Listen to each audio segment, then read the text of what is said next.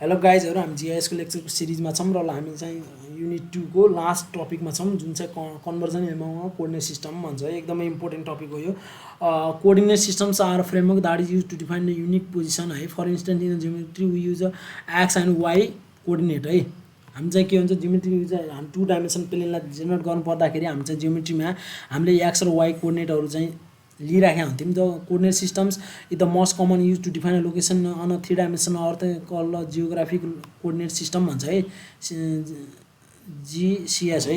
यो चाहिँ यदि चाहिँ हामीले ल्याङ्गिट्युड लेटिट्युड एन्ड हाइटमा चाहिँ कुनै पनि चिजलाई चाहिँ देखाउँछौँ भनेपछि त्यसलाई चाहिँ हामी के भनिन्छ, हामीले GCS भन्छ हैन, ग्राफिक कोर्डिनेट सिस्टम भन्छ। And it is based on a sphere or spheroid हैन। A sphere is simply a sphere that is slightly wider than it is tall and approximately more closer the true shape of earth, and spheres are commonly used as a model of the earth for simplicity.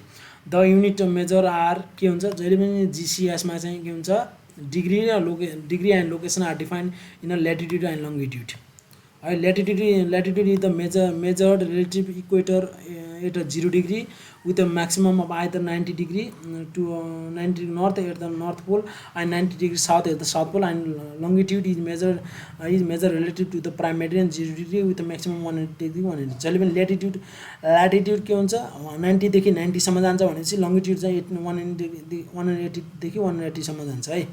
यो कुराहरु भयो। Degree minute जहिले पनि हामी चाहिँ लङ्गिट्युड and latitude हाम्रो चाहिँ degree minute र सेकेन्डमा देखिरा हुन्छ अथवा डेसिमल भन्छ है, डेसिमल डिग्री भन्छ। यो कुराहरु अब चाहिँ मैले यहाँनिर एउटा कुरा भन्छु, मेन सबभन्दा इम्पोर्टेन्ट है कन्भर्टिङ।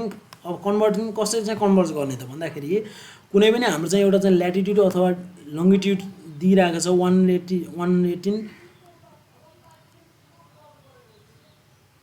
118 डिग्री 15 मिनेट दिएको छ भने त्यसलाई चाहिँ हामीले यसरी चाहिँ कन्भर्ट गर्छौं, जुन चाहिँ यो 118.25 हुन्छ, जुन चाहिँ 118 प्लस 15 डिभाइड बाइ 60 गरेर यसरी चाहिँ हामीले कन्भर्ट गर्छौं। यही नै कुरा हो है मेन। यो तलतिर यहाँ धेरै कुराहरु लेखे पनि मेन कुरा चाहिँ यहाँ कन्भर्जन भनेको चाहिँ यही हो।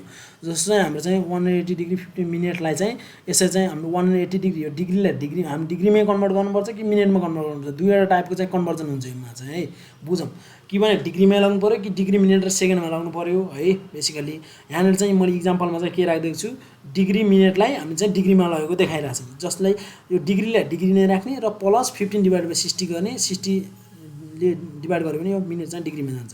अनि अझै त हाम्रो चाहिँ सेकेन्ड हुन्थ्यो भने म यहाँनिर अर्को इक्जाम्पल गराइदिन्छु। जस्तो हाम्रो 100 डिग्री टु 2 मिनेट 2 सेकेन्ड हुन्थ्यो भने चाहिँ यसलाई चाहिँ कसरी लग्ने, यो डिग्री त डिग्रीमा छँदै छ प्लस 2 डिवाइडेड बाइ 60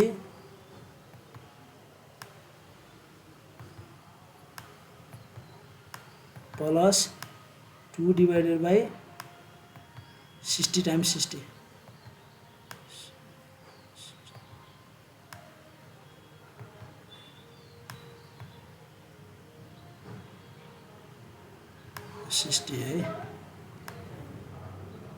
यसरी चाहिँ हाम्रो यो डिग्रीमा जान्छ। यसरी चाहिँ हामी कन्भर्ट गर्न सक्छौं है कुनै पनि कुराहरुलाई। यहाँनिर धेरै कुराहरु लेखेको छ, यो त्यति इसेन्शियल छैन है। यहाँ चाहिँ त्यही हो ल्याङ्गिट्युड र ल्याटिट्युडलाई चाहिँ हामीले कन्भर्ट गर्ने नै हाम्रो चाहिँ यो कन्भर्जन हो।